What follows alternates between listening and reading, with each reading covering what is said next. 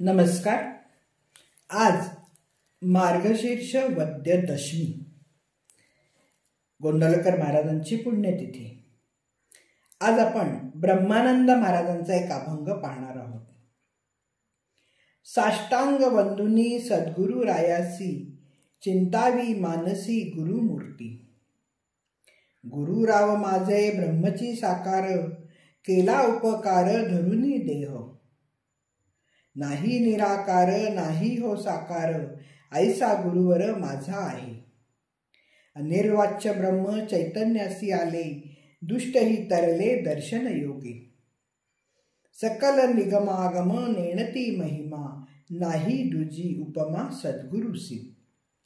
दीन ब्रह्मानंद प्रार्थी तसे भावे, मनलय व्हावे रामरूपी. एका थोर शिष्याने आपल्या सद्गुरूंना केलेले वंदन म्हणजे सदशिष्य श्री ब्रह्मानंद यांनी करुणासागर सद्गुरू श्री ब्रह्मचैतन्य गोंदवलेकर महाराज यांची अत्यंत विनम्रपणाने केलेली पूजा आहे. सद्गुरूंना परमेश्वर मानून त्यांच्या चरणांवर अत्यंत श्रद्धेने मस्तक ठेवल्याने शिष्य या संसार सागरातून लवकरात लवकर मुक्त होतो. सद्गुरू शरणगतापूर्वक राहून सद्गुरूच्या आदेशाप्रमाणे साधना केल्यास शिष्य इंद्रिय दमनाच्या संघात असलेल्या शरीरातील स्वतःच्या हृदयात आत्मानुभव घेतो. श्रीमद शंकराचार्यांनी असं म्हटलंय, गुरुचरणांबुज निर्भर भक्त हा संसारादचिरात भवमुक्तः, सेंद्रिय मानस नियमा देवम द्रक्षसी निज हृदयस्थ देवम. ज्ञानेश्वर माऊलींनी म्हटलं नव्हतं का, म्हणून जाणतेनी गुरु भजिजे, तेणे कृतार्थ होईजे. याची देही याची डोळा मुक्तीचा सोहळा भोगायला लावणारे सद्गुरूच असतात. येथे श्री ब्रह्मानंद महाराज आपल्या सद्गुरूंना वंदन करून हाच अनुभव घेतात. श्री ब्रह्मचैतन्य महाराज निर्मळ आचार, उदार दृष्टी, प्रपंचात असून वीतरागी, शिष्यांवर पुत्रवत प्रेम करून योग्य प्रकारे मार्गदर्शन करणारे थोर पुरुष होते. नम्र आणि मधुभाषी, आज्ञाधारकपणा आणि सेवावृत्तीमुळे ब्रह्मानंद गुरूंचे प्रिय शिष्य झाले होते. एकनिष्ठेने गुरुसेवेत राहिल्याने त्यांना श्री ब्रह्मचैतन्य हे साक्षात ब्रह्मच वाटू लागले होते. गुरु बोलत असले की भगवंतच एखाद्या विषयावर बोलत आहेत असं ब्रह्मानंदांना वाटे.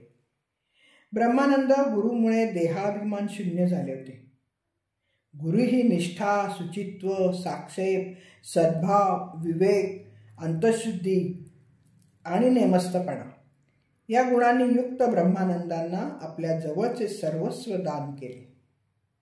विशेषतः नामस्मरणाविषयी योग्य ते मार्गदर्शन करून अगदी कर्नाटकापर्यंत रामनामाचे महत्त्व वाढवायला सांगितले. नामाचे सामर्थ्य आणि त्याचे महात्म्य श्री ब्रह्मचैतन्यांमुळेच ब्रह्मानंदांना कळलं होतं.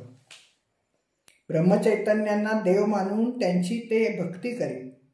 त्यांची निष्ठा पाहून श्री ब्रह्मचैतन्य त्यांना रामदासांच्या कल्याण स्वामीची उपमा देईल.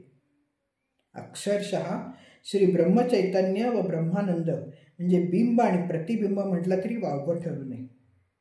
आपले चालते बोलते ब्रह्मच असं ते नेहमी बोलताना म्हणत असत आणि तीच श्रद्धा वरील अभंगात त्यांनी व्यक्त केली.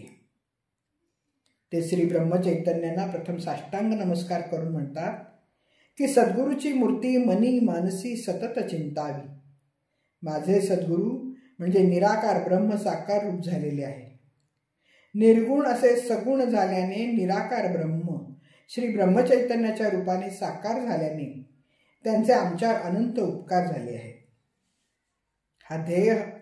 हा देह धारण केलेला माझा गुरु तर निराकारही नाही आणि साकारही नाही. जे अनिर्वचनीय परब्रह्म आहे ते माझ्या गुरुच्या रूपाने चैतन्याला आलेले आहे आणि त्यामुळेच प्रत्यक्ष परब्रह्म चर्मचक्षुंनी पाहायला मिळाल्याने दुष्टांचाही उद्धार झालाय. ज्यांचा महिमा सर्व श्रुती स्मृतीही जाणत नाही त्या परमात्म्याचे चैतन्य रूप असलेल्या माझ्या सद्गुरूंना उपमा कुणाची देणार बरं. ब्रह्मानंद दीन होऊन अत्यंत भक्तिभावाने सद्गुरूंची प्रार्थना करीत आहेत की हे गुरुदेवा, माझ्या मनाचा लय पूर्णपणे रामरूपात व्हावा.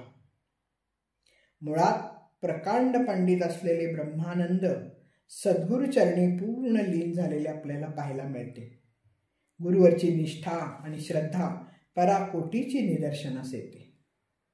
आनंद सागर महाराज म्हणतात, परमार्थाची रेषा नाही कपाळात, करवी सद्गुरुनाथ आपुले सत्ते. धन्यवाद. मी वाचक सौभाग्यवती पल्लवी कुलकर्णी. नमस्कार.